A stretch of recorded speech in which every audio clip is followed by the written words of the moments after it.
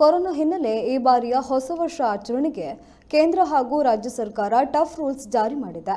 ಈ ಬಗ್ಗೆ ತುಮಕೂರಿನ ಜಿಲ್ಲಾ ಪೊಲೀಸ್ ಅಧೀಕ್ಷಕರಾದ ಡಾಕ್ಟರ್ ಕೋನ ವಂಶಕೃಷ್ಣ ಐಪಿಎಸ್ ಅವರು ಕೋವಿಡ್-19 ತಡೆಗಟ್ಟುವಲ್ಲಿ ಡಿಸೆಂಬರ್ 31ರಿಂದ ಜನವರಿ 2ರ ತನಕ ಸಾರ್ವಜನಿಕರು ಅನುಸರಿಸಬೇಕಾದ ಮುಂಜಾಗ್ರತಾ ಕ್ರಮಗಳ ಬಗ್ಗೆ ಮಾಹಿತಿ ನೀಡಿದ್ದಾರೆ.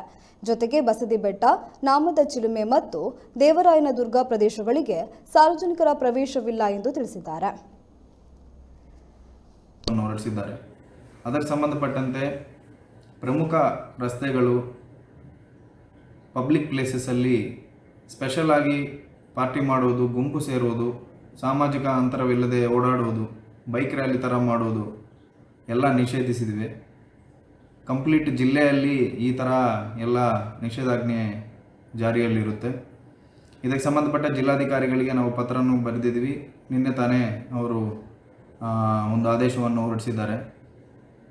ಅದ್ರ ಜೊತೆಗೆ ನಮ್ಮ ದೇವರಾಯನದುರ್ಗ ಮತ್ತು ನಾಮದ ಚಿಲುಮೆ ಮತ್ತು ಬಸದಿ ಬೆಟ್ಟ ಈ 3 ಪ್ರದೇಶಗಳಲ್ಲಿ ಕೂಡ ನಾವು ಪಬ್ಲಿಕ್ ಎಂಟ್ರಿಯನ್ನು 31st ಬೆಳಗ್ಗೆ 8 ಗಂಟೆಯಿಂದ 2ನೇ ತಾರೀಕು ಬೆಳಗ್ಗೆ 8 ಗಂಟೆ ತನಕ 2 ದಿವಸ ನಾವು ನಿಷೇಧಾಜ್ಞೆಯನ್ನು ಜಾರಿಗೊಳಿಸಿದ್ದೇವೆ. ಸೊ ಎಲ್ಲರಿಗೂ ಪಬ್ಲಿಕ್ಕಿಗೆ ಮನವಿ ಏನಂದರೆ, ದಯವಿಟ್ಟು ಈ ಪ್ರದೇಶಗಳಿಗೆ ಬರಬೇಡಿ. ಅದರಲ್ಲಿ ನಿಷೇಧಾಜ್ಞೆ ಇದೆ ಮತ್ತು ನೀವು ಹೊಸ ವರ್ಷ ಸಂಭ್ರಮಾಚರಣೆ ಸರಳವಾಗಿ ಮನೆಯಲ್ಲೇ ಮಾಡ್ಕೋಬೇಕು ಅಂತ ನಮ್ಮ ಸೂಚನೆ ಇದೆ.